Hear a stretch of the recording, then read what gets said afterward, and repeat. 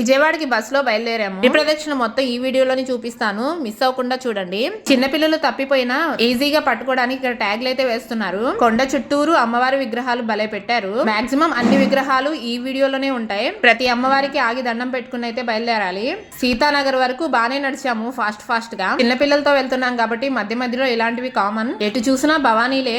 నా వెనుకమాల భవానీలు మాత్రం ఇలా మేళంతో వచ్చారు.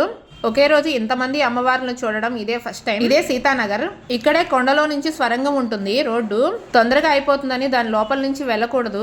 అప్పుడు గిరి ప్రదక్షిణ కంప్లీట్ అయినట్టు కాదు. ట్రాఫిక్ కోసం మాత్రమే వేశారు ఆ రోడ్డు. ఇక్కడైతే భలే ఉంది. వేప చెట్లు అమ్మవారు కూర్చున్నట్టు చూపించారు. కొండ మీదే కాదు, కొండ చుట్టూరు కూడా అమ్మవార్లు ఉన్నారు. ఇరుముని కూడా అందరం తల కొంచెం సేపు తల మీద పెట్టుకుని మోసాము. చిన్న పాప నడవలేనంటే భవానీ భుజాల మీద ఎక్కించుకున్నారు. అందరూ వాళ్ళనే చూస్తున్నారు విచిత్రంగా. ఈ బుడ్డ భవానీ లేడీలాగా గంతులేస్తూ నడిచింది. కొంచెం దగ్గరకు వచ్చేసాం. వారాహి అమ్మవారు ఎంత చక్కగా ఉన్నారో. ఇక్కడికి రాగానే పక్కన షాప్ దగ్గర కూర్చుని నేను రాలేను ఇంకా నడవలేను అంటుంది మా పెద్దమ్మాయి. ఇక్కడ షాపుల వాళ్ళు అన్నదానాలు భవానీలకి పళ్ళు పాలు ఇస్తున్నారు. భవానీ భలే ముద్దుగుంది. గిరి ప్రదక్షిణ కంప్లీట్ అయిపోయింది. నెక్స్ట్ వీడియో ఉంది, మిస్ అవ్వకండి. మీరైతే వీడియోని లైక్ చేయండి, సబ్స్క్రైబ్ చేసుకోండి.